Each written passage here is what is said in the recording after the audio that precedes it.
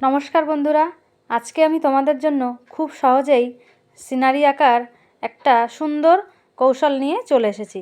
তো ভিডিওটি শেষ পর্যন্ত দেখার অনুরোধ রইল। তো দেখো, প্রথমে খাতার মাঝখানে একটা লম্বা দাগ দিয়ে নিয়েছি এবং একটু ফাঁকা রেখেছি, সেখানে আমি একটা গাছ আঁকবো। তো যেসব ছোট বাচ্চারা সবে সিনারি আঁকতে শিখেছো তাদের জন্য এই ভিডিওটি খুবই হেল্পফুল হবে। তো আশা করি ভিডিওটি শেষ পর্যন্ত দেখবেন। এবার দেখো, আমি সুন্দর করে ইউ আকৃতির একটু গাছের ডালপালাগুলো এঁকে দিয়ে সুন্দর পাতার ঝাপটা এঁকে দিলাম। ছোট বাচ্চারা যারা প্রথমে ড্রয়িং করতে শেখে তারা প্রথমেই একটু গাছ, একটু জল এবং দূরের একটু পাহাড়ের ছবি আঁকতে ভালোবাসে এবং আকাশে একটা সূর্য। তো এই ভিডিওতে বা এই ছবিটিতে সেরকমই কিছু থাকবে। দেখো, আমার গাছটা আঁকা আস্তে আস্তে হয়ে গেছে। তোমরা আস্তে আস্তে মনোযোগ দিয়ে আঁকবে।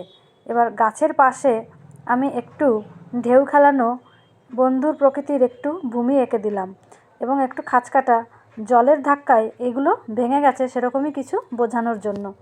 এবার আমি উপরে দূরে একটু পাহাড়ের চূড়া এঁকে দেবো সারি সারিভাবে।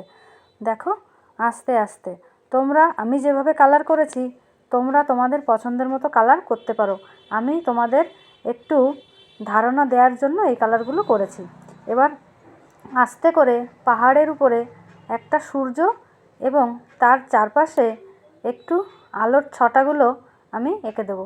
তো এইগুলো আঁকার জন্য প্রথমে গোলটিকে 4 ভাগে উত্তর, দক্ষিণ, পূর্ব, পশ্চিম করে ভাগ করে নিয়ে তার মাঝখানে কতগুলো দাগ দিলেই সূর্যটা খুব সুন্দর হয়ে যায়। তো এটা অনেকটা ঘড়ির কাঁটার মতন দেখতে। এবার দেখো, ডান দিকে গাছের নিচে বা পাশে কতগুলো ঝোপঝাড় মতো আকৃতি এঁকে দিলাম। এবার আমার পেন্সিল দিয়ে আঁকা হয়ে গেছে।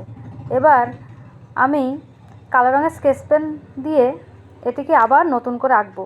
তো তোমরা এখানে সরাসরি রঙও ব্যবহার করতে পারো।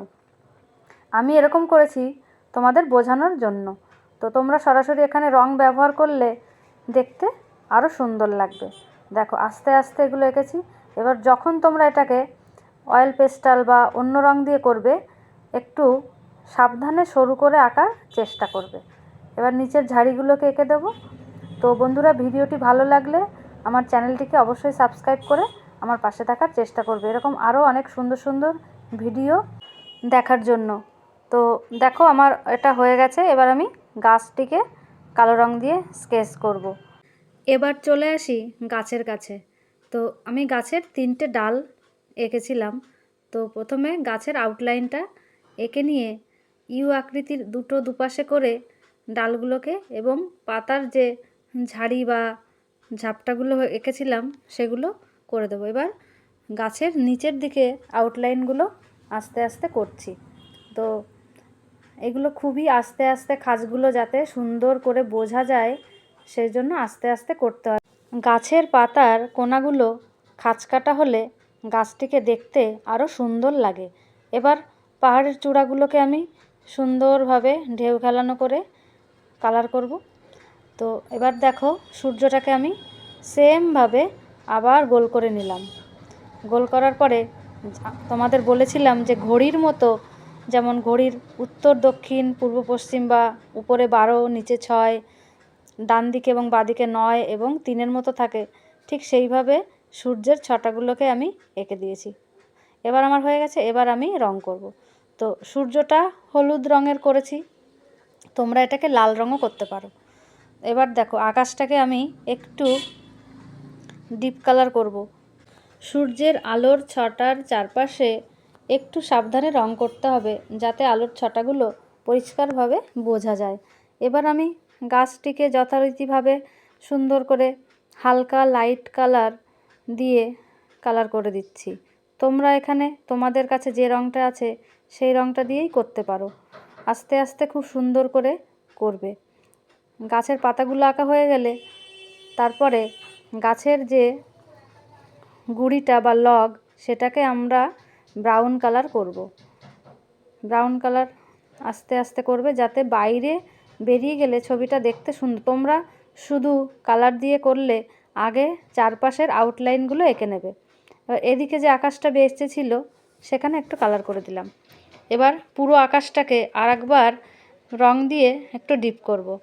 এবার পাহাড়ের চূড়াগুলোকে আমি হালকা পার্পেল কালার করব, তারপরে তার ভিতর দিয়ে একটু করে সাদা রং দিয়ে টেনে দেব, যাতে একটু পাহাড়ের চূড়াটা দেখতে সুন্দর লাগে। এই দেখো, হালকা সাদা রং দিয়ে আমি করে দিলাম। এবার আমি আর একবার টেনে দিচ্ছি। তারপরে যে গাছের পাশে যে ঢেউ খেলানো বা জলের ধাক্কায় ভেঙে গেছে, সেইখানে একটু কালার করে দিলাম। দেখো, এবার যে ভেঙে গেছে ওখানে মাটি দেখা যাচ্ছে, সেখানে ব্রাউন কালার করে দিয়েছি। সামনের জমিটাতে আবার টিয়া পাখির যে গায়ে রং থাকে সেই রংটা করে দিলাম। তো বন্ধুরা, ভিডিওটি শেষ পর্যন্ত দেখার জন্য তোমাদের অনেক অনেক ধন্যবাদ। এবার দেখো, মাঝখানে জলের রংটা করে দেবো। সেটা সবাই জানো কী রং হবে, তো সেটা হালকা রং করে দিতে হবে যাতে জলটা বোঝা যায়। তো ভিডিওটি দেখার জন্য অনেক ধন্যবাদ। ভালো লাগলে একটা লাইক কমেন্ট অবশ্যই করবেন। Thank you, tata.